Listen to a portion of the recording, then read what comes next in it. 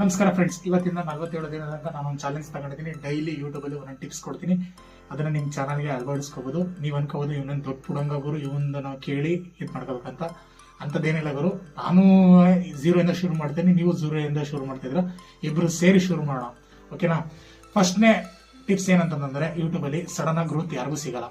So 1 ವರ್ಷ 2 ವರ್ಷ ಕಾಯ್ಲೇಬೇಕು. ಕೆಲವ್ರಿಗೆ ಬೆಳವಣಿಗೆ ಇದರಲ್ಲಿ ಗ್ರೋತ್ ಸಿಕ್ಕಿರೋದು.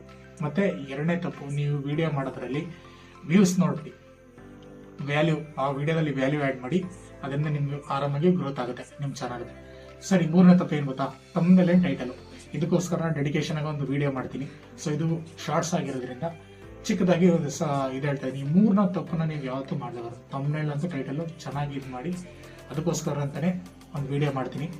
ಸೊ ಇವತ್ತು ಫಸ್ಟ್ನೇ ದಿನ ಆಗಿರೋದ್ರಿಂದ ಈ ಮೂರನ್ನ ತಪ್ಪನ್ನ ಮಾಡಕ್ಕೆ ಹೋಗ್ಬೇಡಿ. ಈ ಡೈಲಿ ಒಬ್ಬ ಯೂಟ್ಯೂಬರ್ ಬಗ್ಗೆ ಹೇಳ್ತೀನಿ ಅಂತಂದಿದ್ರೆ, ಇವತ್ತು ಫಸ್ಟ್ ಯೂಟ್ಯೂಬರ್ ಯಾರಂತ ನೋಡಿದ್ರೆ ಮಿಸ್ಟರ್ ಬೀಸ್ಟ್ ಅವರು 2012ರಿಂದ ವಿಡಿಯೋ ಮಾಡ್ತಿದ್ದಾರೆ. 2017ರಲ್ಲಿ ಅವ್ರಿಗೆ ಬ್ರೇಕ್ ಥ್ರೂ ಸಿಕ್ಕಿದ್ದು.